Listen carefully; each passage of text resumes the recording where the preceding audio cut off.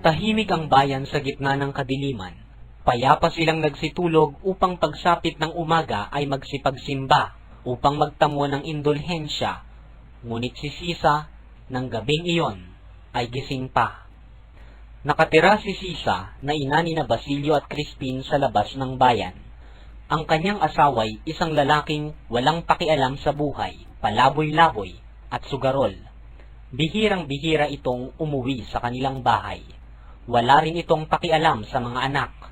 Nilustay niya ang kaunting alahas ni Sisa para sa pagsusugal at nang maubos na ito'y sinasaktan pa ang asawa. Hibang si Sisa sa pagmamahal sa kanyang asawa at nakahandang magtiis at tangisan ang kanyang asawa. Nang gabing yaoy, inaasahan niya ang pagdating ng mga anak. Bumili siya ng ilang isdang tuyong idaragdag sa ulam ng mga anak. Namitas ng sariwang kamatis sa kanilang bakuran, nang hingi ng tindang na usa at isang hita ng patong bundok kay Mang Tasyo. Nagsaing siya ng maputing bigas na pinag-ipunan niya para sa kanyang mga anak. Hindi inaasahan ni Sisa ang pagdating ng kanyang asawa at inubos ang mga pagkaing inilaan niya para kina Crispin at Basilio. Umalis muli ito pagkakain at nagbiling ipagtira ng piso sa sasahuring kwalta ni Basilio. Napaiyak si Sisa at nang maalalang darating ang kanyang mga anak, pinahid agad ang luha sa kanyang pisngi, muling nagsaing at inihaw ang nalalabing 3 tuyo. Darating silang gutom na gutom sapagkat malayo ang kanilang panggagalingan. Inip na si Sisa sa paghihintay sa mga anak. Upang aliwin ang sarili ay di miminsan siyang umawit ng mahina. Isang asong itim na kanyang pinukol ang naghatid sa kanyang guni-guni ng malungkot na pangitain. Si Crispin ang kanyang naalala. Walang ano-ano'y, Inang, buksan mo ang pinto! Inang, pagbuksan mo ako! Kinilabutan si Sisa. Waring namamalik mata at nagising sa isang tunay na pangyayari.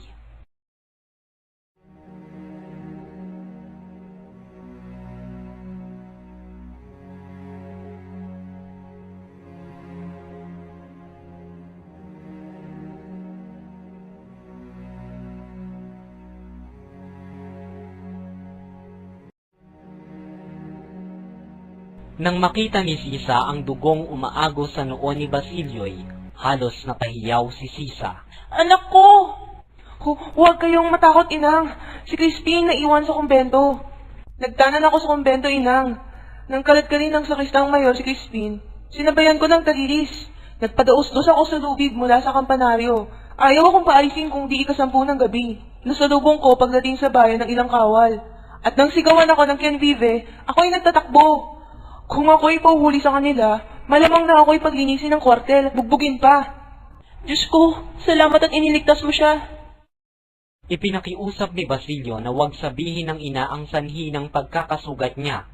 Malungkot na isinalaysay ni Basilio sa ina na ang kapatid ay pinagbintangang nagnakaw ng ilang onsang ginto. Napaiyak ang mag-ina. Inakala niya na ito'y pang-aapi sa kanila dahil sa sila'y dukha. Pagkatapos ng sandaling pananahimik, ay inalok kumain ni Sisa ang kanyang anak. Tumangging kumain si Basilio at humingi na lamang ng isang basong tubig. Alam kong ayaw mo ng tuyo. Ipinaghanda kita ng masarap na pagkain. Ngunit nang dumating ang iyong amay, inubos na lahat. Kaawa-awa kong mga anak. Nang mabatid ni Basilio na dumating ang kanyang amay, siniyasat ang mukha at kamay ng kanyang ina. Hindi ba mabuting tayong 3 na lamang ang magsama-sama? Kayo, si Crispin, at saka ako.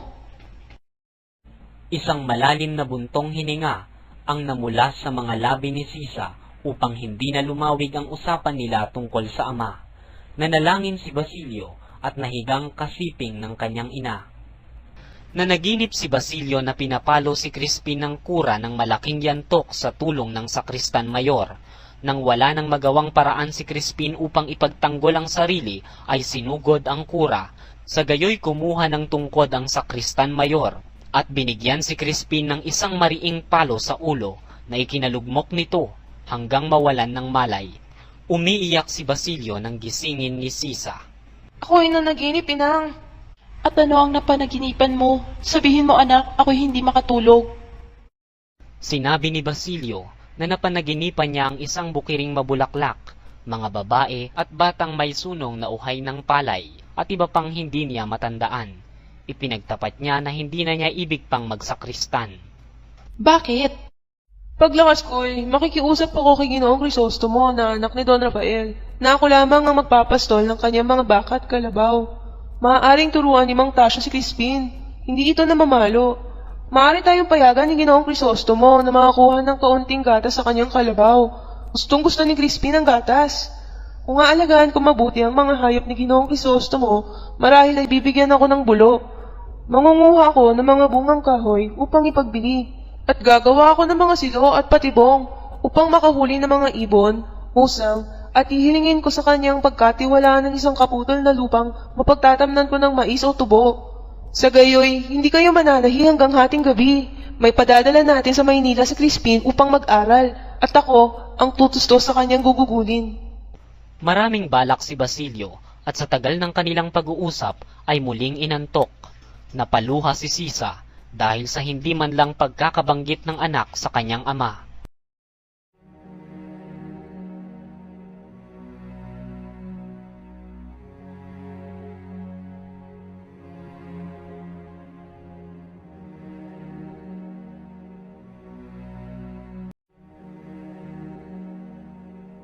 Nang makatapos magmisa si Padre Salvi, napansin ng lahat na matamlay siya at inakalang may sakit. Walang imik siyang umakyat sa kumbento.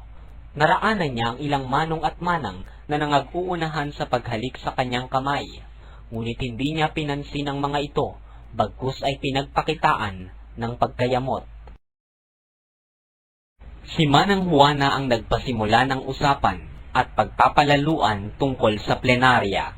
Sinansala siya ni Manang Rufa at sinabi nito na isang plenarya lamang ay sapat na upang makahango ng isang kaluluwa sa purgatorio. Isang manong ang sumali sa usapan at ipinagpalalo ang pagtatapon niya ng indulhensya na halos natamo niya kahit na natutulog.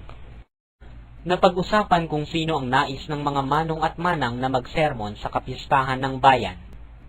Sa gitna ng pagtatalo ay dumating si Sisa na sunong-sunong ang isang bakol. Matapos magbigay galang, tuloy-tuloy nang pumanhik si Sisa sa kumbento. Kinakabahan si Sisa habang umaakyat ng hagdanan. Iniisip niya kung ano ang sasabihin sa kura upang maipagtanggol ang kanyang anak at mapaglubag ang galit ng pari.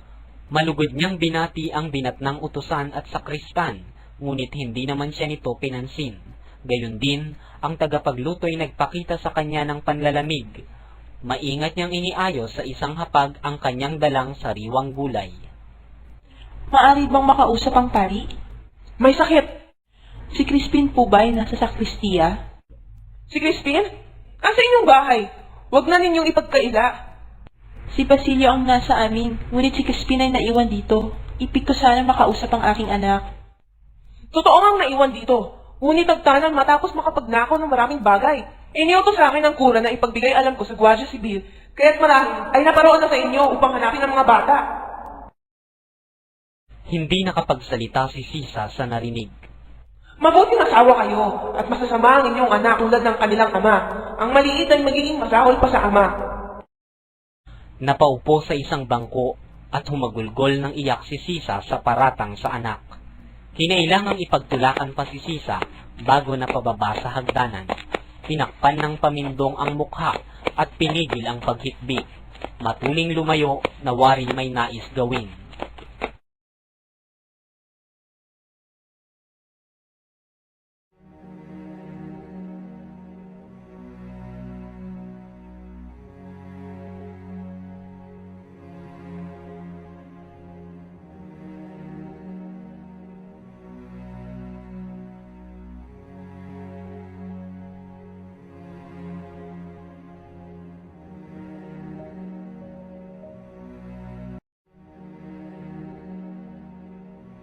Ang laway parang hindi nabalino ng nakaraang malakas na bagyo.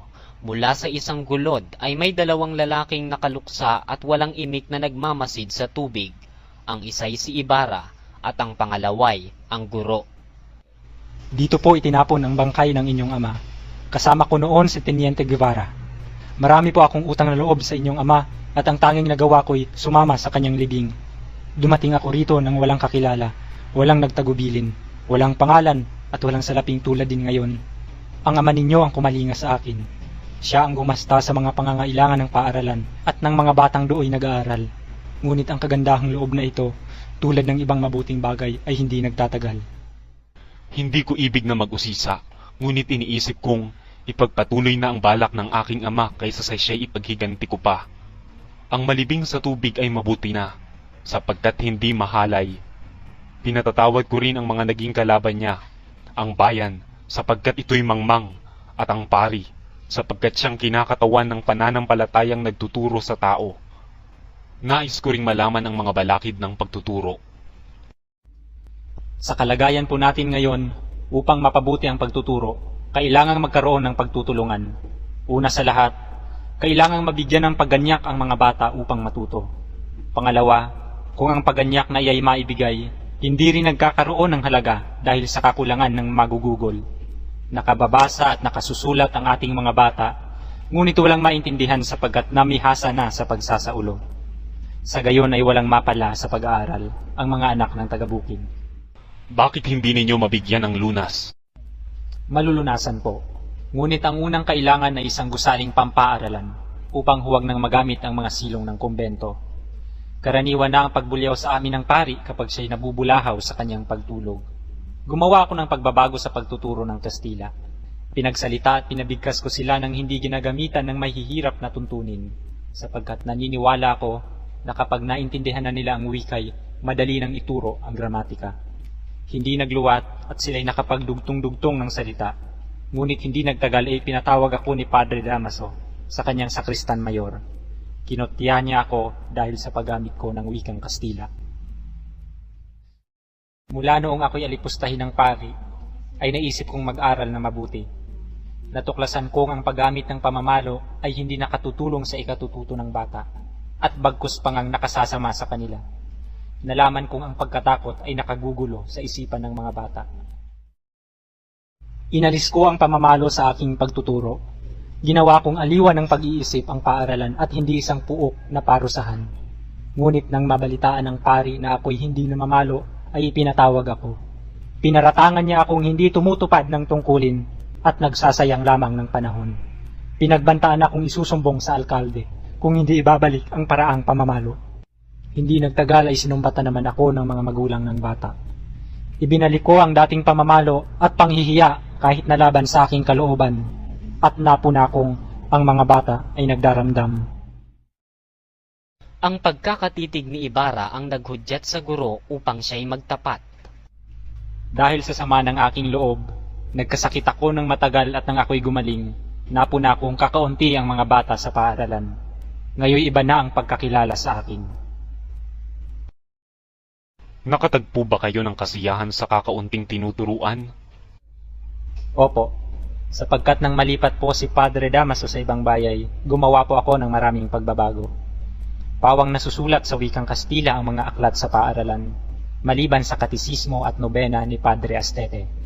Kaya pinabasa ko ang mga bata ng mga kathang Tagalog na aking sinipi. Kabaliwan daw ang ginawa kong ito, kaya't ipinatawag ako ng kura at ipinaturo sa akin ang mga nauukol sa pananampalataya, tulad ng pagsasaulo ng misteryo, katekismo at doktrina kristyana. Hindi matutuhan ng mga batang aking tinuturuan kung alin ang tanong at alin naman ang sagot.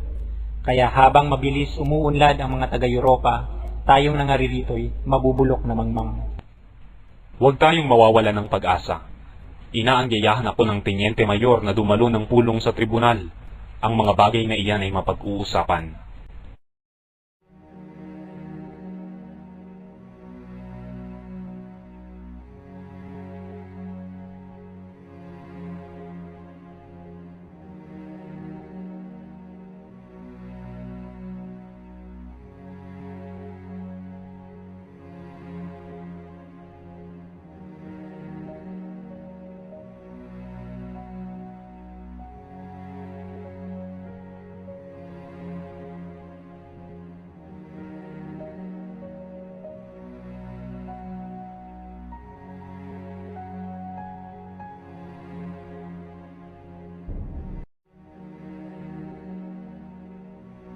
Nangakaupo at nag-uusap sa tribunal ang mga nagpupulong na mga kasapi ng dalawang lapian sa bayan, ang konserbador na pangkat ng matatanda at ang liberal na binubuo ng kabataan.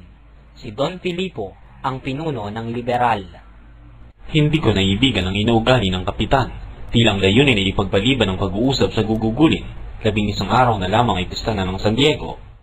Ang kapitan ay naiwan sa kumbento at sumangguni sa kurang may sakit.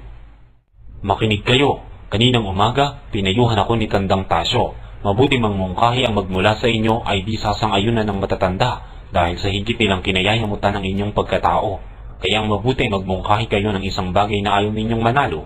Kapag natalo ng mungkahing ito, ipamungkahi sa isa sa mga karaniwang kasapi ninyo ang ibig ninyong manalo at siguradong pagtitibayin ng mga kalabang ibig bumigo sa inyo.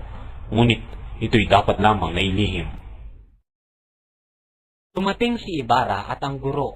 Sumunod ang kapitan na mukhang mainit ang ulo at tuloy-tuloy na naupo sa silya. Mga Ginoo, ang layunin ng pulong na ito ay upang pag-usapan natin ang mga bagay na makapagpapasaya sa pista ng San Diego at ang kaukulang gugugulin sa mga nasabing bagay. Pagkatapos ng napakahabang pananalumpati ni Kapitan Basilio na naging kalaban ni Don Rafael, sumunod na pinahintulutan ng kapitan si Don Filipo. Mga Ginoo, tayo ay magkakaroon ng isang maringal na pistang bayan sa halagang 3,500 piso. Ang halagang ito ay gugugulin sa mga sumusunod. Isang malaking dulakan sa liwasan ng bayan sa halagang 150 piso. Isang komedyang magtatanghal sa loob ng 7 gabi sa halagang 200 piso bawat gabi o 1,400 piso. 2 bomba at 200 kwitis na ang halaga ng bawat isa'y piso o kabuuang 400 piso. Halos magkagulo ang pulong dahil sa pag-uunahang makahingi ng pahintulot na magsalita. Nang matiwasay na ang pulong, isang batang kabesa ang humingi ng pahintulot makapagsalita. Iminumungkahi ko kung lumikha tayo ng mga makabagong palabas na hindi karaniwang nakikita araw-araw at sikaping huwag lumabas sa bayan ng mga salaping guguguli. Husay na bata. At iminumungkahi ko pa rin na isang bahagi ng salapi ay ukol sa mga kapuri-puring gawain, tulad ng pagbibigay ng gantimpala sa mga batang magagaling sa pag-aaral. Magdaos tayo ng mga katutubong palaro tulad ng palosebo. At ang 2 banda ng musiko ay sapat na magpasaya sa ating bayan. Ang salaping lalabis ay itulong natin sa pagpapatayo ng isang paaralan upang ang mga batang nag-aaral ay huwag makisuno sa kumbento ng simbahan. Napagkaisahang sang-ayunan ang panukala ng batang kabesa at uyamin ang tenyente mayor, ngunit ang kapitan ay pinagpapawisan at hindi mapalagay. Sang-ayon din ako, ngunit ibang nais ng ating kura. Gusto ng kura, 6 na prosesyon, 3 sermon, 3 misa mayor, komedya na may awitan sa pagitan ng yugto. Ito ang mga ibig ng kura at ako'y nakatango na sa kanya. Bakit kami pinulong? Bakit kami pinulong? Iyan ang sasabihin ko sa inyo. Ngunit naunahan ako ni Kapitan Basilio sa pagsasalita, kaya hindi ko na ituloy. Ang kabataan ay nagsialis. Nilapitan naman ni Don Filipo ang kapitan. Alang-alang sa isang mabuting layon, nilimot ko ang sarili, ngunit kayo, nilapastangan ninyo ang sariling karangalan upang itaguyod ang isang masama. Si Ibarra ay nagpaalam sa kasamang guro at ipinaalam na siya'y pupunta sa dulong bayan ng lalawigan upang lakarin ang isang balak.